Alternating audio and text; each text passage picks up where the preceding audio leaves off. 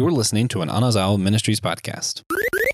Have you ever had a dream late at night that was so bizarre and so vivid that you thought maybe you had an encounter with another being, maybe? And before you check, yes, you are listening to Systematic Geekology and not your favorite alien conspiracy theory podcast, because today on Systematic Geekology, we're going to be talking about the Cthulhu mythos, the Lovecraftian horror genre. It's going to be a great time. We are the priests of the geeks, meaning that we are mediators between the Christian faith and pop culture. This is not a bait and switch or a trap or anything like that. We're just two geeks who really like to be scared. That's right, folks, because nothing says Happy New Year like, hey, let's talk about something scary right off the bat. If you enjoyed today's episode, make sure you go on over to patreon.com/systematic geekology. We got a lot of great material coming your way this month. D&D, comic book reviews, and a movie review is on the way too. It's going to be a great time. I'm one of your hosts for today's episode, Brandon Knight. Today, I'm a traveling preacher. I still got my shirt on and everything. Joe, I was at this church today. Their podium had a built-in cup holder for like the preacher's bottle of water. Oh, right on. And it was very tasteful looking. Yeah, it was great. And by the way, very recently, actually, so on New Year's Eve, once my wife and I are home, we just have a movie marathon. That's how we celebrate the new year. Watch Shang-Chi, and it's fine. It's just that I know we didn't do a movie review episode on this. It's just fine. Yeah. It's not great. It's not bad. There's much worse film. Anyway, Joe, why don't you introduce yourself and we'll get back to the actual conversation. So I am Joe. I am a broadcaster, marketer, a little bit of everything. And I have been exposed to the Lovecraftian universe since I was knee high to a grasshopper. Cthulhu is one of those entities that's always been a part of the zeitgeist for me, just by proxy of the things that I was into and stuff like that. So getting a chance to do this episode is very exciting. Nice. So yeah, again, we're going to be talking about the Cthulhu mythos, Lovecraftian horror in general. So, Joe, since you kind of set it up there for us, why don't you run with that for a little bit? So, knee high to a grasshopper. Yeah. You started getting into Cthulhu, watching Nightmare on Elm Street at 5 and all that other great stuff. So what was it that you were investing in? So, from a young age, I was really into authors like Stephen King, Anne Rice, stuff like that. And so, Stephen King is an author that pulls very, very heavily on the Lovecraftian universe. And so being aware of that and aware of where those characters were coming from was my first exposure into Lovecraft. And it's interesting. I've read some of the stuff. It's hard because for me, Lovecraft is an excellent world builder. He's not as good as a story. He's not as good at being a storyteller to me. So there's a reason why so many different IPs, so many different content creators, authors, board game creators, all of these different things pull, because he created such a large scale and mysterious, but also well-traveled, this universe that just is so many different people have been able to add to or pull from and different things like that. But when it's actually Lovecraft himself writing the content, to me, it just is dry. It's kind of like an overdone turkey on Thanksgiving. It's just not what you want it to be. Okay, I'll keep that in mind.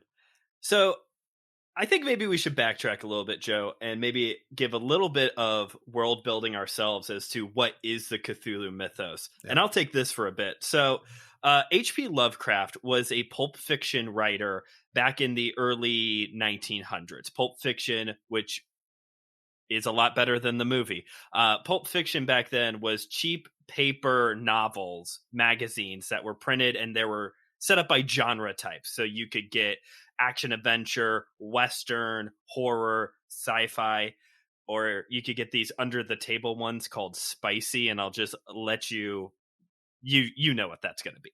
And these were written by short story writers. H.P. Lovecraft was a common one. Also, I'm trying to think. I can never remember the man's name, but he is the man who created Tarzan, Conan the Barbarian, John Carter are all original Pulp Fiction characters. The Avenger, Doc Savage, the Phantom, all these characters. Edgar Rice Burroughs. Edgar Rice Burroughs, thank you. You're coming in clutch like that guy on the Joe Rogan show who Googles things. Edgar Rice Burroughs. Yeah, so you have all these short fiction writers who are creating these characters that through the power of being pretty good written stories and also public domain, these characters, a lot of them have stood the test of time and have been brought back through other media throughout the decades. Lovecraft was a horror writer. A lot of his material comes down to one of three kind of themes that come up often. Usually there's gods, the Cthulhu mythos. There's all these usually alien deities, almost like the Eternals, like these alien deities rather than like supernatural other entities. Massachusetts, the New England area, is also a common location because that was his hometown area. And finally, dreams, which is what the intro I was doing there at the beginning is. Speaking through dreams, communicating through them, and just like having these vivid, imaginative dreams. I have a giant book over here of Lovecraft stories that I've read. It's like a 400-page book. And I don't know if he's the driest turkey I've had on Thanksgiving Day, but I will say when you read Lovecraft back to back to back to back to back, he definitely has a formula and he definitely has a style that he just keeps going back to. So if there are any horror story fans out there, I may ruffle some feathers with what I'm about to say. He's not as boring as Edgar Allan Poe. Edgar Allan Poe is eternally he's just so boring. Like he's not. It's not that he's boring. It's that he's vanilla. He's 8th grade horror. Okay. Like he's the type of writer that you introduce somebody to if they're ready to start reading like horror. Like my niece, who is 13 years old right now, she is the perfect age range for somebody like Edgar Allan Poe. You know what I mean? It's so I want to take a couple of things that you said because I have an interesting perspective as far as the borrowing the stories aspect of this. My wife is a horror story podcaster. She narrates horror stories. I didn't know that. And things like that. And there are a couple of authors that we can kind of turn to for classic tales to read on the show. Okay. Lovecraft is one of them. It's very, very easy to pull Lovecraftian work because so much of it was written at a time before any of this stuff was actually in place as far as like any of like the laws and legalities and all of those kinds of things. So much of it, I almost think that it's by proxy of all of us that have come behind him and pulled his stuff in for other mediums and stuff like that have kept his legacy alive in a big way. You know what I mean? And that's, it's almost, it's nice because so much of his stuff really is very interesting and so ripe for being able to use as building blocks for other stories that I almost think that it's a Da Vinci of sorts where you can pull the stuff and you can put it you can put these beautiful pieces inside of other contexts to amplify something that was originally pretty, but in its original context wasn't nearly as entertaining as it is in the forms that other people would know it as, like a more contemporary audience would know it in. You know what I mean? Especially for that board game community, for the horror community, outside of doing that, like that type of horror, because it's a lot of body horror. It's a lot of environmental horror in a way, reading Lovecraftian stuff. So it's not necessarily everybody's cup of tea right in its original context. You know what I mean? And I grew up with the ability to vividly dream. I can always tell somebody who has never had a vivid dream in their life, because they're the ones that are like, I wish I could control my dreams. You don't. I promise you don't. Take my word for it. I promise you don't.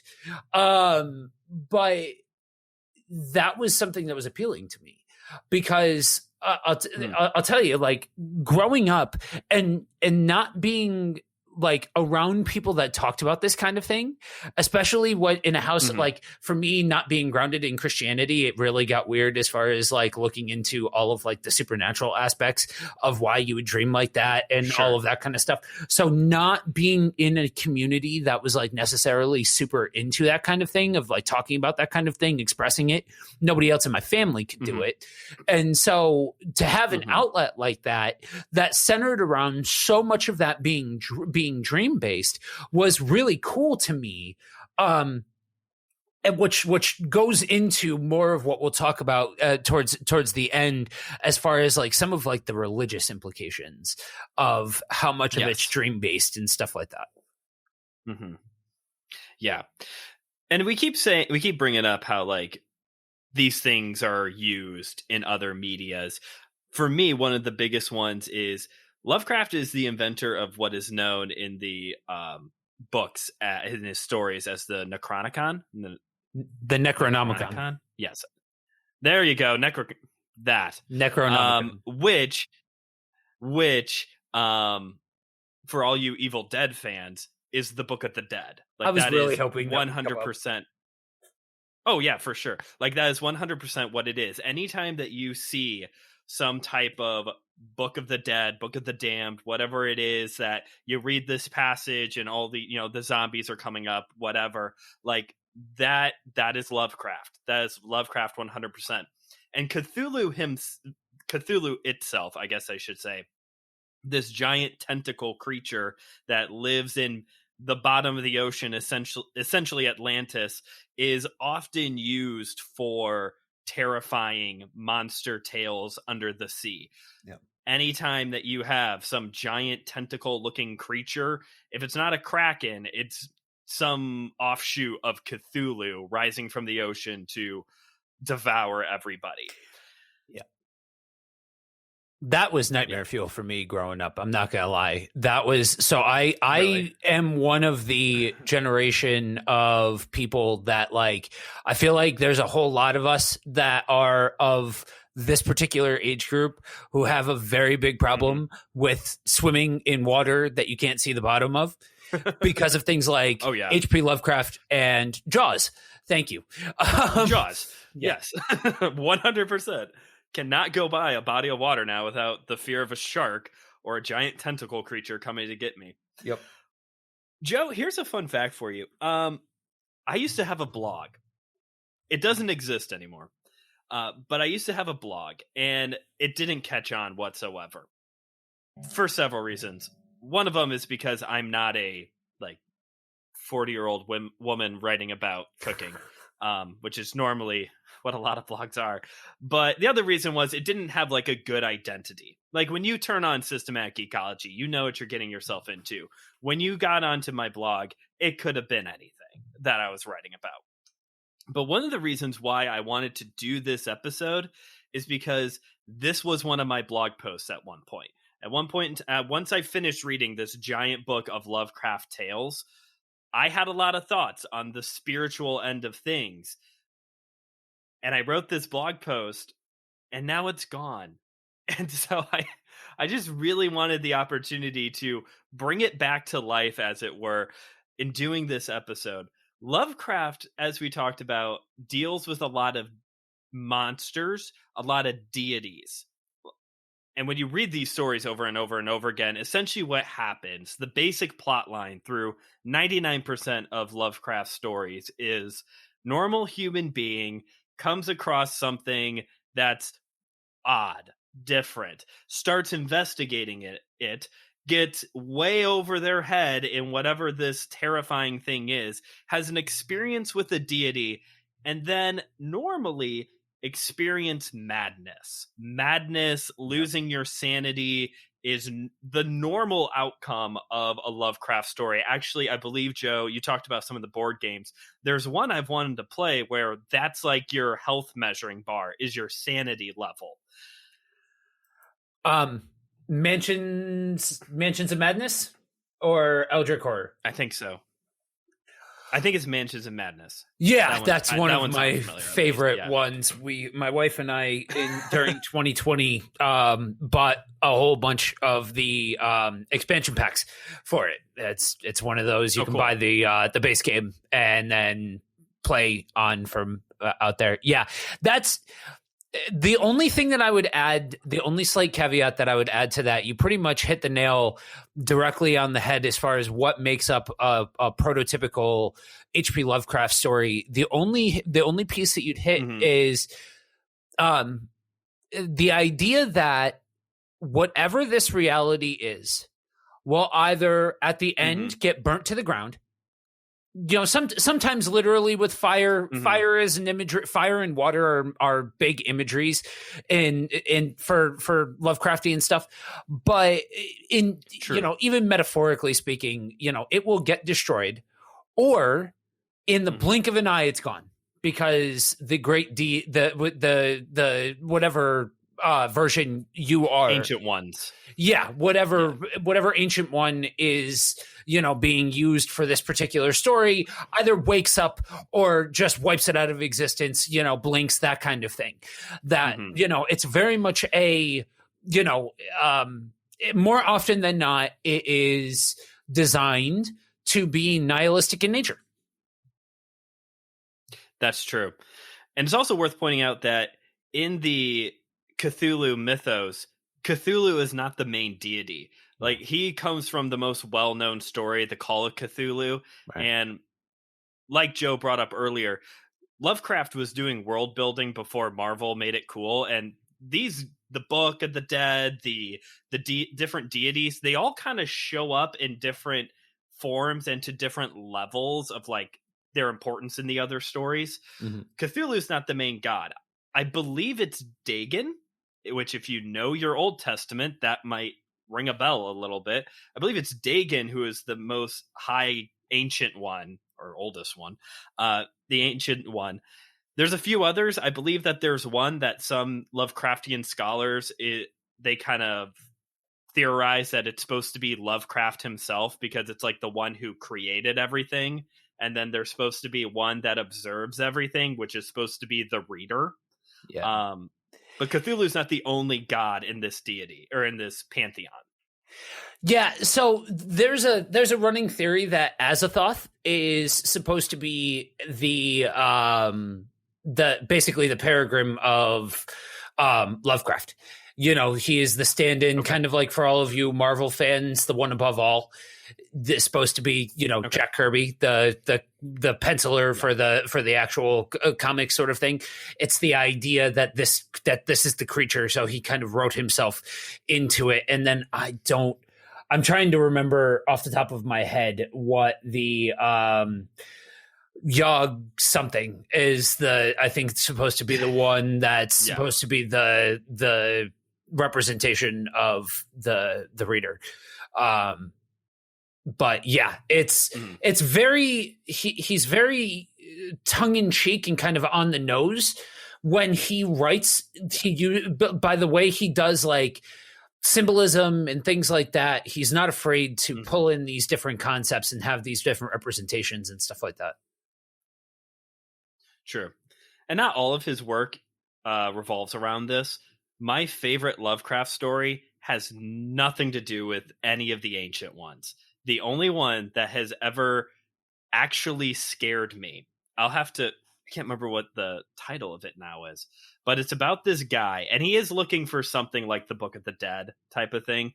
And he goes to this guy's house in New England somewhere, and he is sitting with him and talking with him. And he has this impression at first that this guy is like a scholar and knows a lot about the book, but actually the guy has the book and has read the book, and there's sections on cannibalism, and turns around that this guy is a cannibal. And like, now the guy is panicking. How does he get out of the house? And then, kind of in the normal Lovecraft way, in a blink of the eye, because the house is old and decrepit, it falls apart. It just like collapses.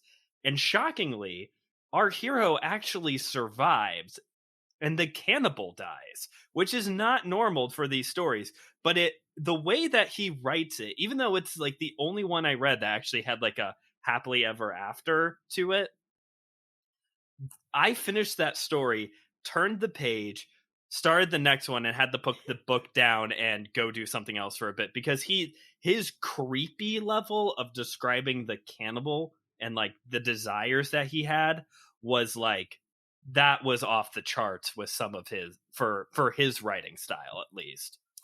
Yeah, that's, and that really is why I think I make no secrets about if you look up the definition of a 90s kid, I'm the textbook for a 90s kid. And when you look at so much of what was popular for our generation, especially like older 90s kids, that there's so much influence from these authors that came before, and all of that, especially like at this, like Tales from the Crypt, like I said, Stephen King, so much was coming out at that time from creators that would cite that kind of influence. And there's a reason why Lovecraft, lives among that echelon of inspiration, because he is able to create ambiance and is able to allow for a world that dares to push the envelope. You know what I mean? Like, if you're going to do some of this stuff, it's almost a prerequisite that you have to be willing to push the envelope in order for it to actually be compelling. Otherwise, you get things like Poe, that it's just Shakespeare with a little bit of Gothic to it. You know what I mean? Yeah.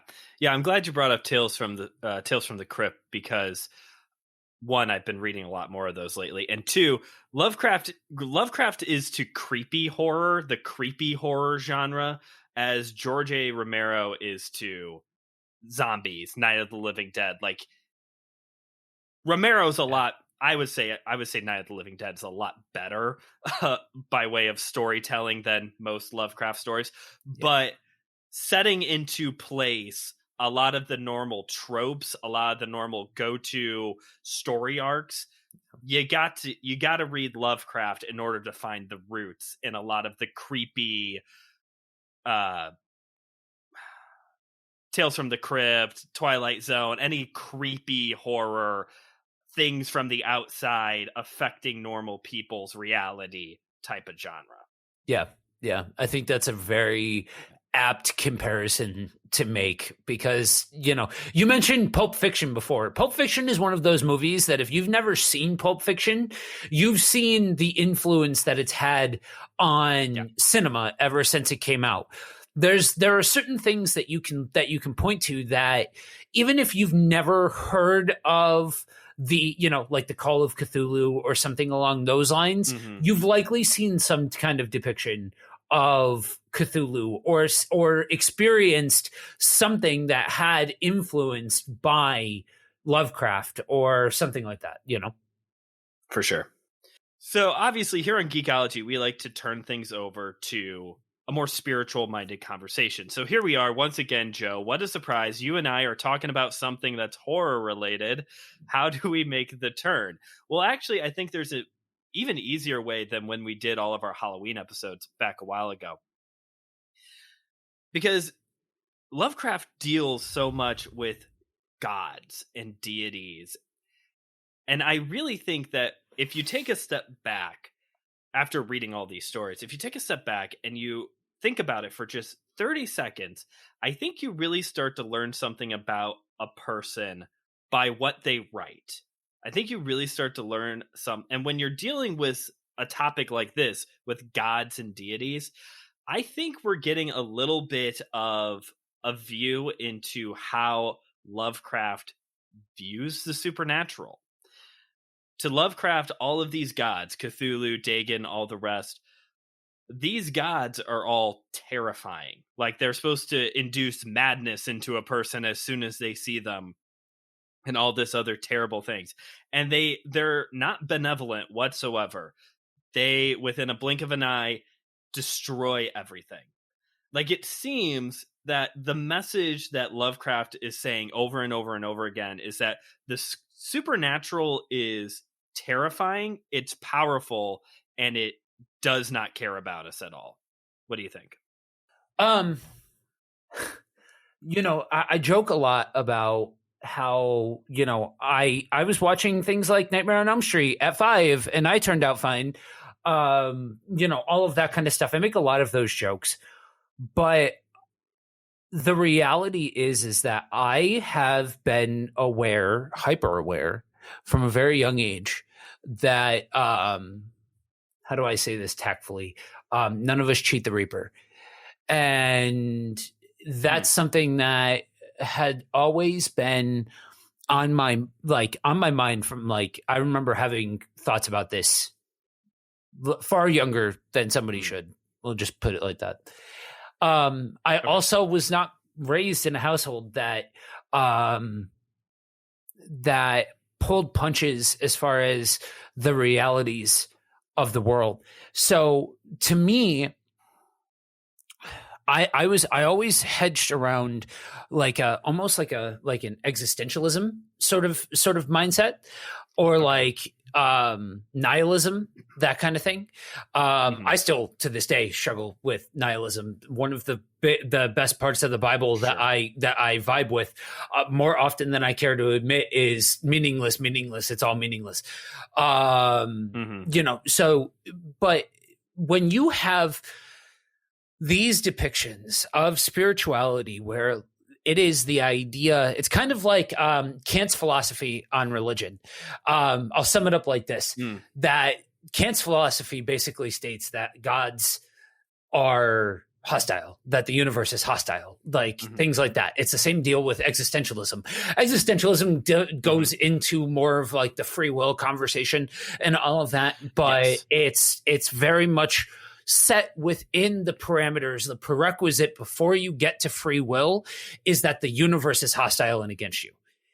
And so with this, it is this point of view of the world inherently being wrong. There being forces outside of you that are looking to do you harm or cause you problem or something along those lines. And that kind of being the parameters in which you build the rest of your thought process or belief system or theology around. And so it's one of the most interesting things to me is that this is a world that is completely built around that being the barometer. And it's interesting that it always interests me whenever I find a Christian that has the kind of God as the angry kid with the magnifying glass and we're the ant sort of approach. You know what I mean? Don't piss God off, or else you're going to get smited sort of thing, almost like he's Zeus. You know what I mean? And that kind of deal. Yeah. And it's born in that same kind of mindset, and it's that same kind of mindset that to me, is so rooted in the idea of things like transhumanism and stuff like that. For those of you that don't know, before I became a Christian, I was a transhumanist, which, if you don't know, basically in my the sect of transhumanism that I was most heavily involved with looked to technology as being the bridge between man and immortality, and it very much was against naturalism and the natural world. You know what I mean? Interesting. And so it's that same kind of perpetuation of the natural world being inherently flawed and needing to find a remedy for it. Sound familiar? Anybody? Like so much of this is built around the idea and the building blocks of Christianity that's what makes it so interesting to me, that when you bring this into a spiritual conversation, like, yes, we could talk about things like, the world seems scary and the world seems like, but like, what is it that draws humans to, if you really dissect this kind of thing, what is it that draws people to this whole idea that at the blink of an eye, it could all be done?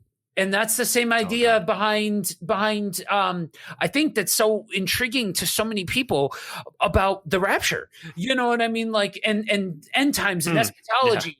And all of those kinds of things, that like the popular American idea is that in the blink of an eye, we're all going to be caught up. And I understand that part of what I'm quoting, and I'm almost doing it tongue in cheek, is quoting Bible verse. Yes, Bible verses that have been horribly taken out of context and manipulated to suit a different kind of story.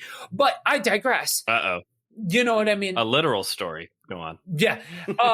And so, it's so intriguing that we can look to something that is unafraid to be honest. And like, yes, in a supernaturally kind of way, in a monsters sort of way, yes, it is fiction, but think about this for a second.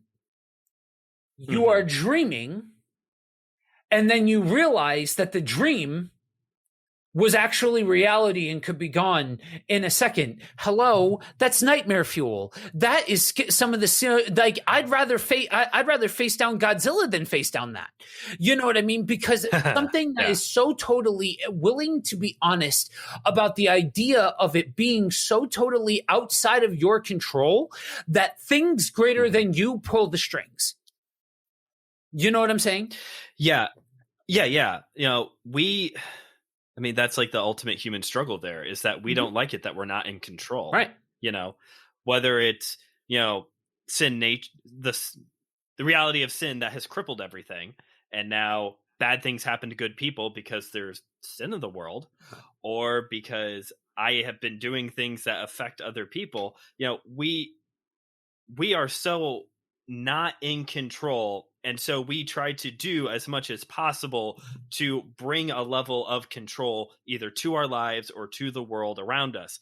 I don't want to get all off on like vaccines and stuff like that. But even that, like, we're trying to control something that really is hard to control. A virus isn't the easiest thing to control. We can do our best to keep everyone safe as best as we can, but we can't, like, we're not going to be able to shut it down completely. Like, that's just the nature of how things are. You're speaking my language, bringing up nihilism. I am I'm not a nihilistic existentialist, but I would say I'm a little bit on the religious existential side, Soren Kierkegaard type of level of existentialism. I resonate with you on the meaningless is meaningless. I think a lot of existentialists definitely look to Ecclesiastes, but the big difference is that Ecclesiastes is to a degree a warning sign, and that's maybe the difference in the approach here, is that Ecclesiastes is the warning sign. We're not supposed to look at the preacher, who I'm not going to call Solomon. He calls himself the preacher. So who wrote it? The preacher. The preacher who wrote the book, he says he is a warning case. He's not saying, follow me, everything is meaningless. He's saying, here, this is where I have gotten in life. Learn from my experience here. Don't end up in this place. It's very easy for us. And, this is going to sound like the churchy part of the show, so just bear with me for a second. It's very easy for us to say there's hope in Jesus. And there is. That is the ace in the hole. The conversation is over, is that in the end, we have hope in Jesus. So the meaningless is meaningless. Like, there is definitely can be dread in our hearts for the reality of the world around us. I was not in a good frame of mind mid-2020. Let me just tell you all that right now. But we have a bigger hope than that.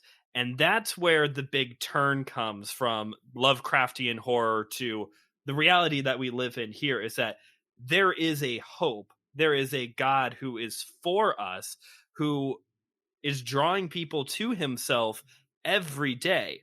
So that way they don't have to experience, I'm not even going to go with the end times route, but they don't have to experience the meaninglessness of life, the madness and the confusion of life without God.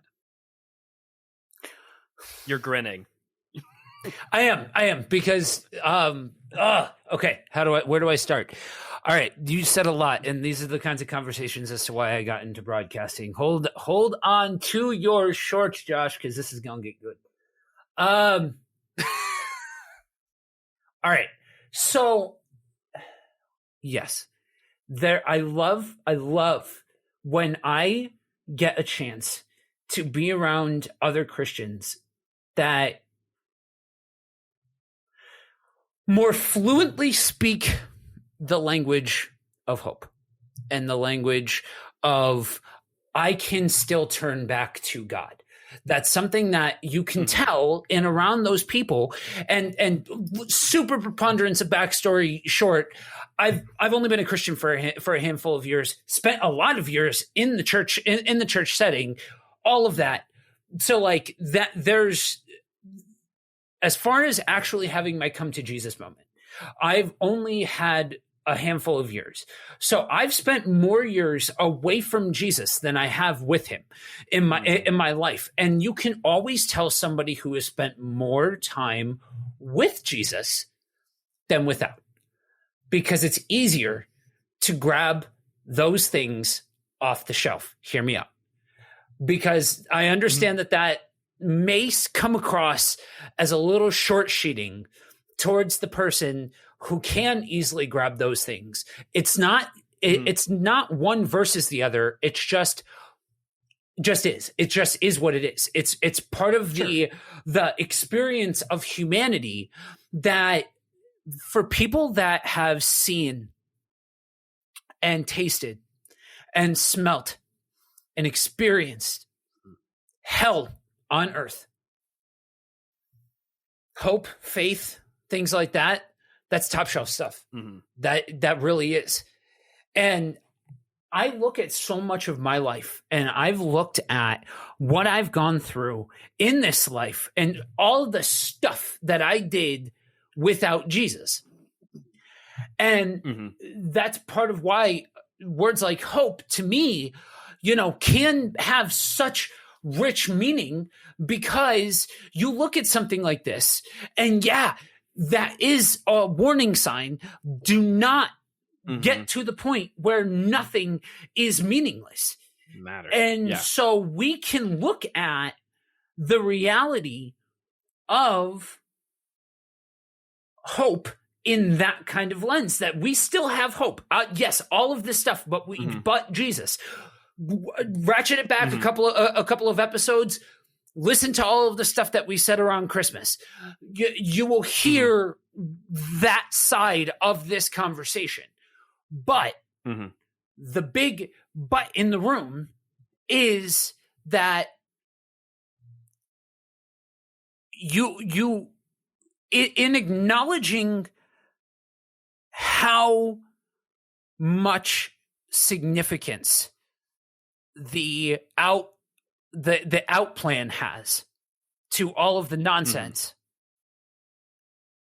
shows the significance of the personal significance of all of the stuff that people go through. And I understand we're in deeper weeds here. We're talking about philosophical type stuff. I get it. Y'all are looking for stuff that is not necessarily this per se. It's more about the geek stuff.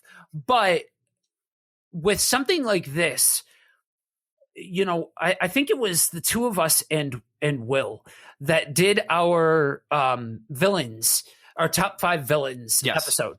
And so much of what we talked about was based around this whole idea of the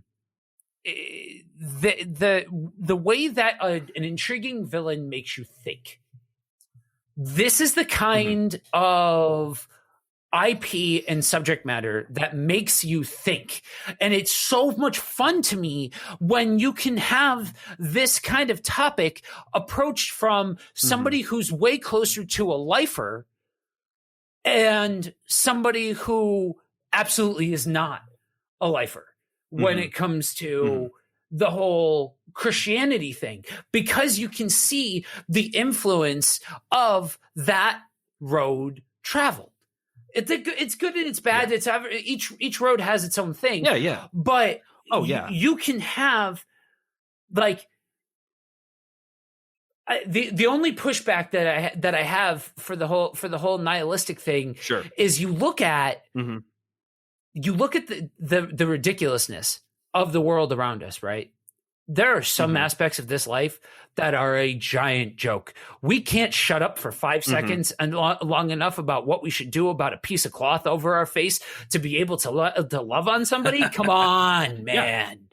Like we couldn't stop being entitled for 30 seconds in order to do the thing that we were called to do. But so you look at what is the most important. It's so easy to get wrapped up into thinking that, especially if you are going through a rough season, if you do have baggage, things like that. Like, yes, this is about geek and fun, but at the same token, this is about the reality of a life with Jesus and that implication that it has, that you can tiptoe through the minefield and read somebody like Cthulhu or somebody like Lovecraft and read things like Cthulhu. You can read about these aspects of life. Man, you can experience the realities of really fundamentally believing that nothing on this earth is worth it. Yeah. And you can still be able to look at that and understand that is something that has to be acknowledged. That's something that cannot be hand waved away. So it's so tempting to be like, no, let's not talk about that. Let's not talk about how hard, how dark it could get. Dude, it always gets darkest before the dawn. That's just the reality of the situation. And just because we have Jesus in our life does not mean that we are guaranteed safe passage. That's just the deal. Right. You know what I mean? But that's the beauty of hope. That's the gorgeousness of hope, that we can look at this and say, yeah, life sucks in a lot of regards. There's a lot of aspects of this reality that sucks. And I can vibe with somebody like Lovecraft, who writes about okay, yeah, life sucks, but I'm going to write it as if there's a giant squid monster that's trying to kill you too. You know what I mean? Like, okay, right. I'm in, I get it. I'm there. But when you take it out of whatever your favorite IP is, you can take it back into the real world. In this case, you take it out of, this is how I'm feeling here, and you put it back into the real world. Their life still sucks. There's not any squid monsters trying to kill us, but you still have to deal with this. But we have the ability to be able to reach for Jesus and all of those kinds of things, even if it is a little bit harder and not necessarily as easy for some than others. You know what I mean? Oh yeah. I mean, and the way I would put it is that we're all in a different spot in our spiritual journey, but even at that, that does, just because someone may be a lifer, I think that was the term that you used, just because someone might be a lifer doesn't mean that you still don't have doubts or experience those moments of, what is the point? Why are we doing this? There was a point in 2020, trying to remember the context of it all. My wife was experiencing extreme anxiety over the virus, over the everything. She has asthma, so she was very terrified. It was all new and all very scary. And because of that, it was causing symptoms that look a lot like COVID. She was having trouble breathing. She was, all these other type of ailments. So there was like a good week where we had to take her to the emergency room almost every night, essentially to calm her down. It wasn't even like, it always just ended up just them trying to reassure in her mind that it's okay. And I'm not telling this story for her. I'm telling this story on me, because there was one point where I had just lost it. And I was in my office here and I knocked over a stack of books and said, God's left us. Like, you're talking about me, the lifer, the guy who just preached at a church 8 hours ago. Like, I even got to a point where I was like, is there anything out there? And yes, we go back to the low-hanging fruit of, yes, Jesus. But for even the most experienced of Christians, there can still be these moments of doubt of, is there any point in all of this? Or is this more of a Lewis Carroll hunting of the snark, and this is all just nonsense and meaningless?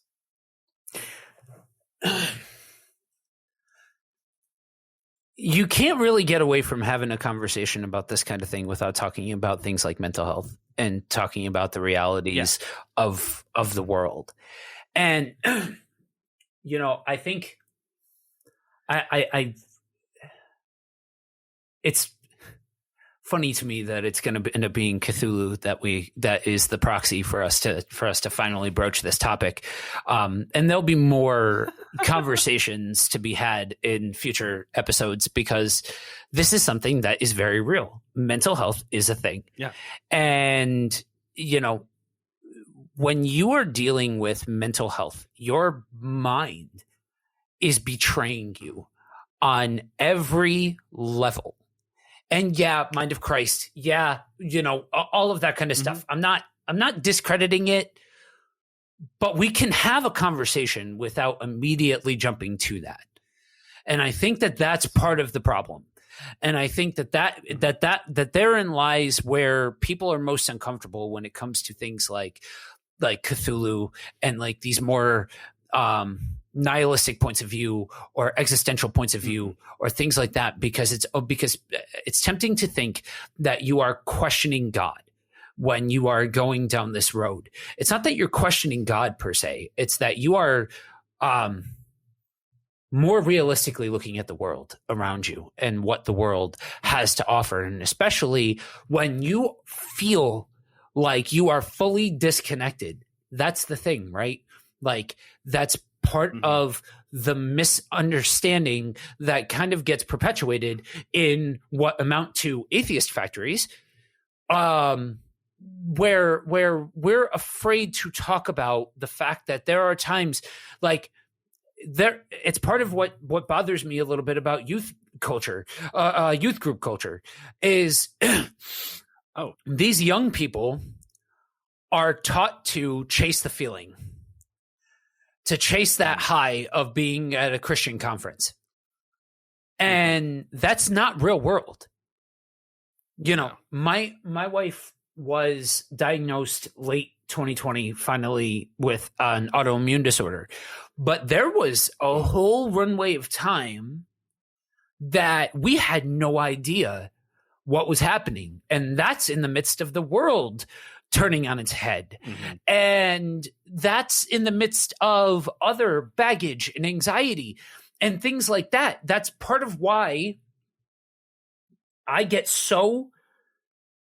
have such a short fuse for so much of the conversation that stemmed from that time and still kind of goes around about that time, because it's all like you're missing the point. If you're arguing about the periphery stuff, you've already missed the point. But you look at the reality of that time. It bore a time where you had to really come to understand what it is that you believed in and why you believed it.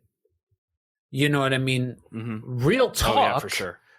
Real talk is that we're talking about a period of time where those of us, I'm here I am. I'm a year in to doing a ministry where I'm ministering to people like me, people that didn't live their whole life, that weren't lifers, people that had a hard time being vulnerable. My wife is sick.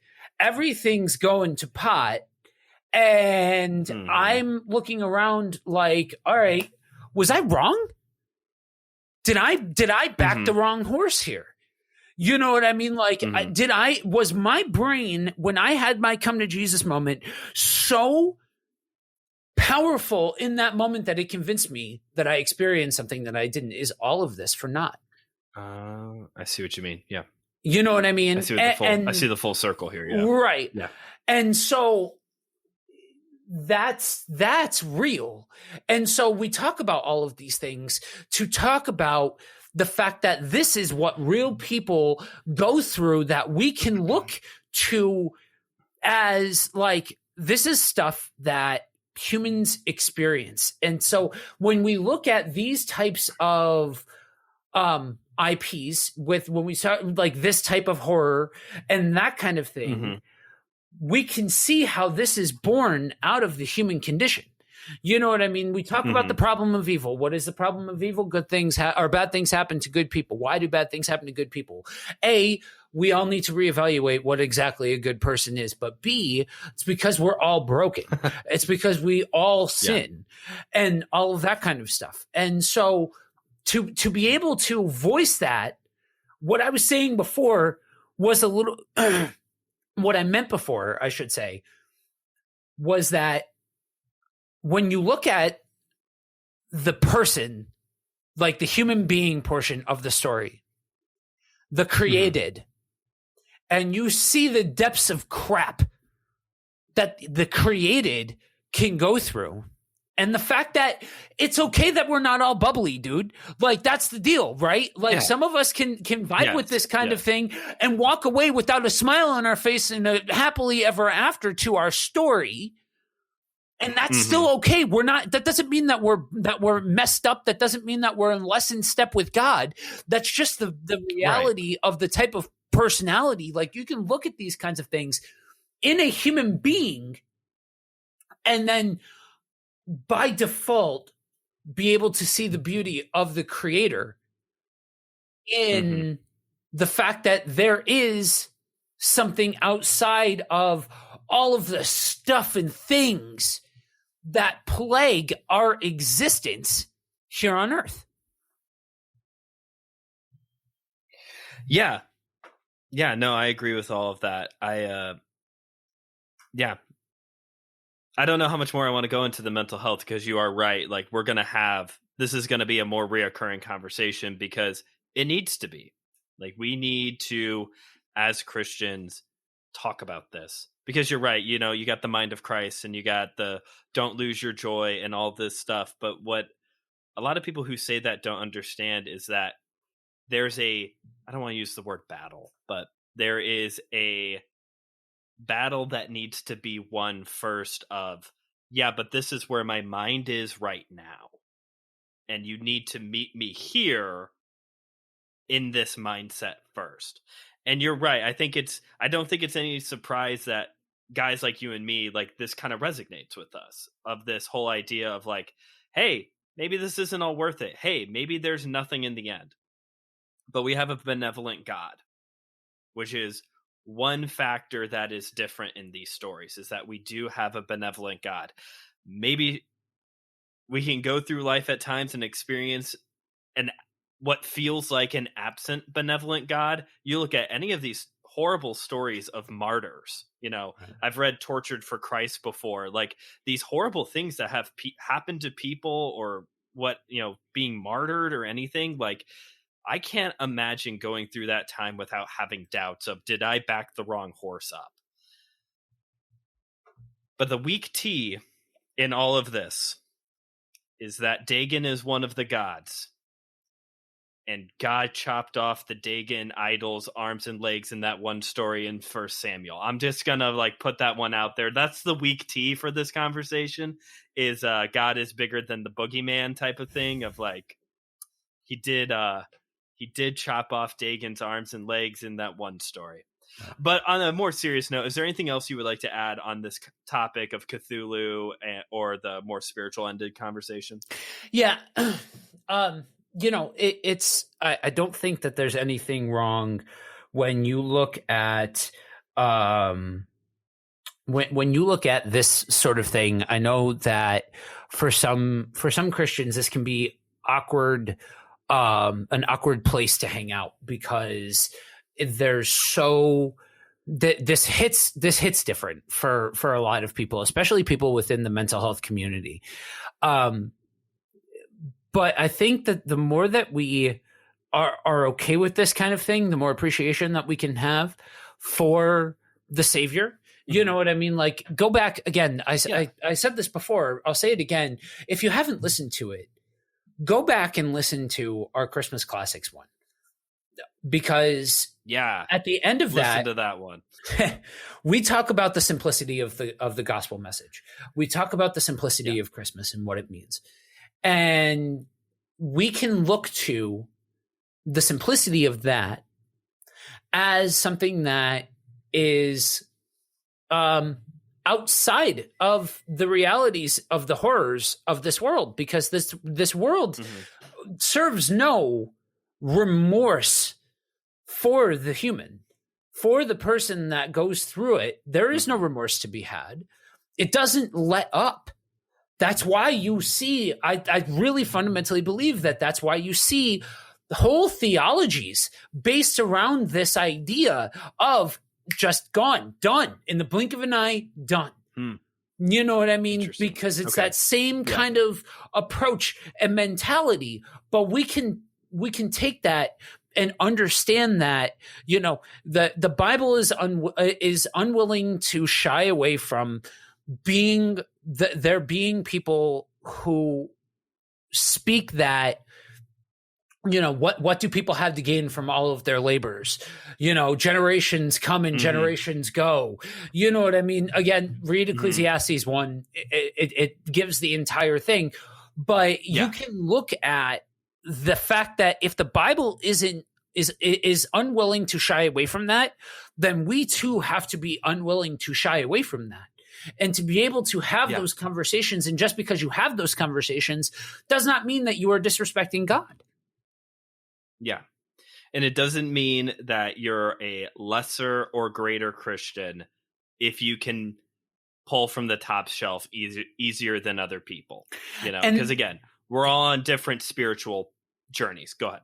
Yeah. And it also is important to note that, you know, people tend to gravitate towards blessed are those who believe without seeing, but the Bible doesn't follow that up with damned are the people who need evidence.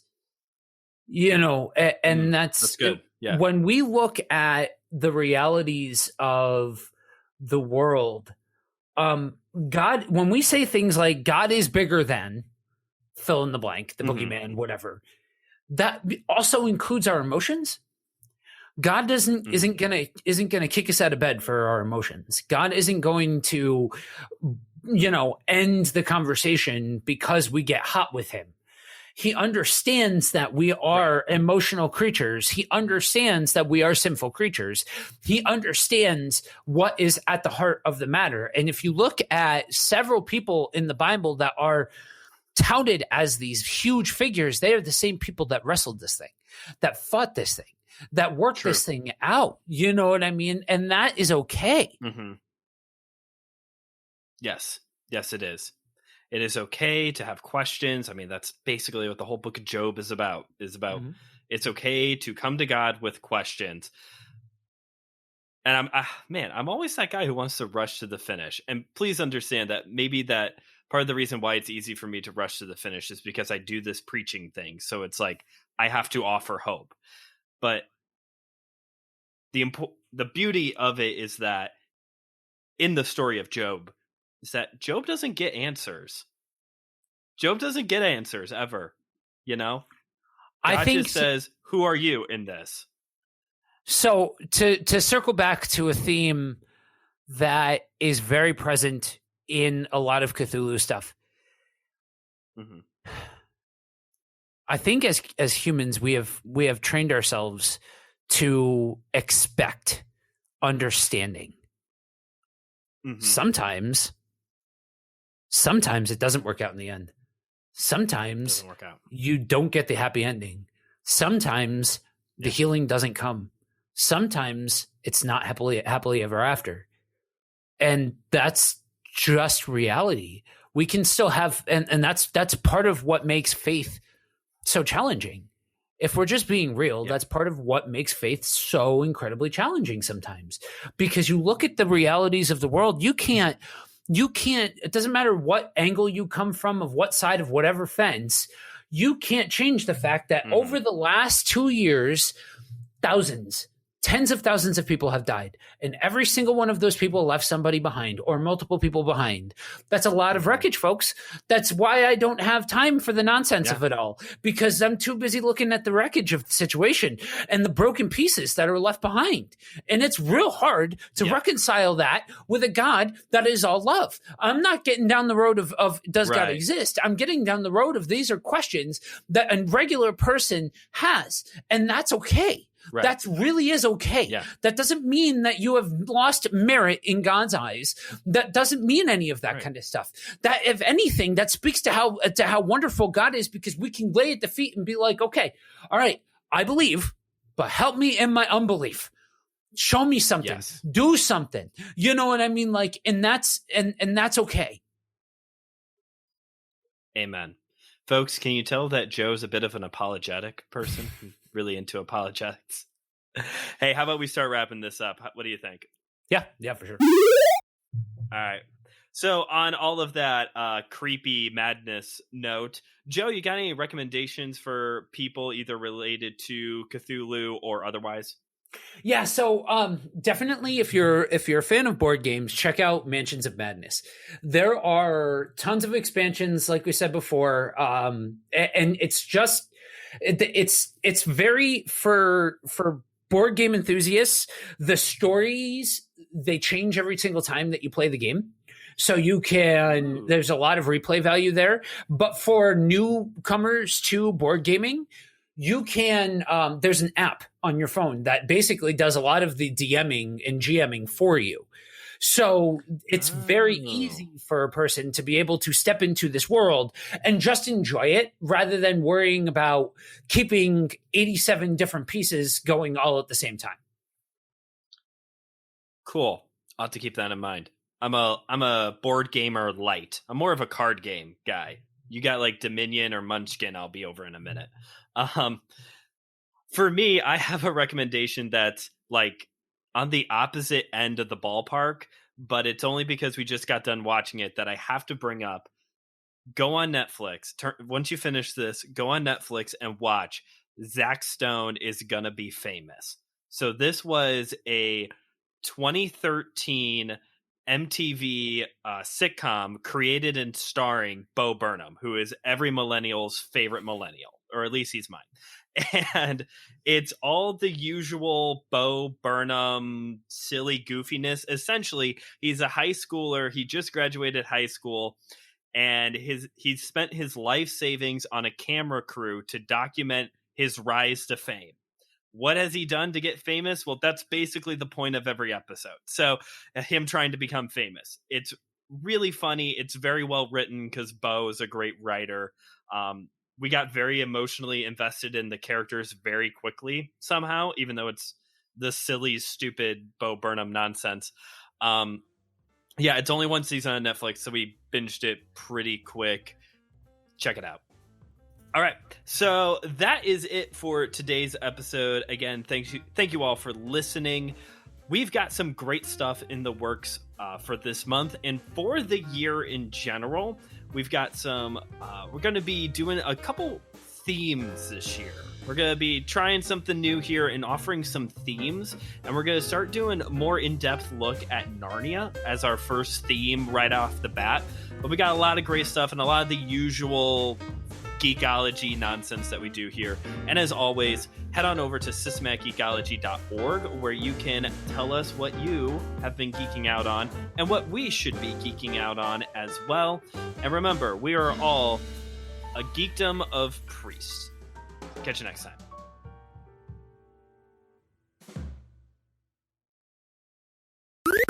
This was an Anazao Ministries podcast. If you enjoyed this show and would like to learn more about our network, be sure to check out the Anazao Ministries Podcast Network.